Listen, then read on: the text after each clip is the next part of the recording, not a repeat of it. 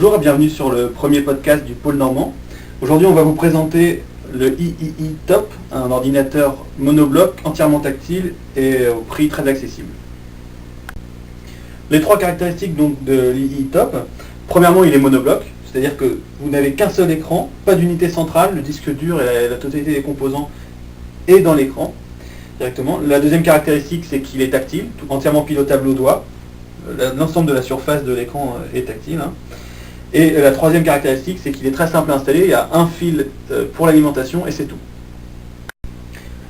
Alors, bien que l'ordinateur soit entièrement pilotable au doigt, vous disposez d'un clavier et d'une souris qui, contrairement à son concurrent haut de gamme de chez HP, sont filaires. Donc les deux sont munis de fils. Et vous disposez aussi d'un stylet qui se glisse dans le clavier. En ce qui concerne le niveau logiciel, Asus a ajouté une surcouche graphique afin de rendre l'ordinateur entièrement pilotable au doigt. Vous retrouvez les principales applications dans le domaine de la communication, divertissement, productivité, outils. Vous avez par exemple l'accès à vos emails. Chaque icône renvoie vers un logiciel que tout le monde connaît, en cas par exemple Outlook. Vous avez aussi par exemple la suite Office qui est installée, donc OpenOffice, non pas Microsoft Office. Il existe assez peu aujourd'hui de logiciels conçus pour être pilotés uniquement au doigt sur des interfaces tactiles. Le plus amusant d'entre eux, c'est Google Earth, qui permet de naviguer à la surface de la Terre uniquement avec le doigt. Vous voyez par exemple,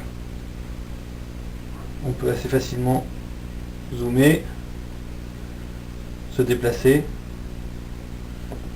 continuer à zoomer.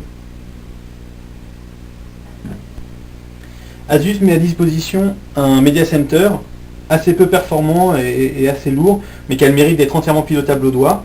Donc vous pouvez naviguer dans vos photos, vos vidéos, et bien sûr lancer un morceau de musique assez simplement, comme ça.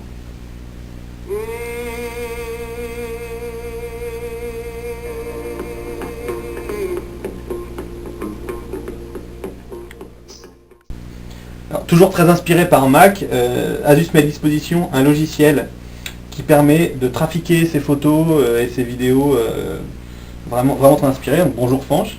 Bonjour Benjamin.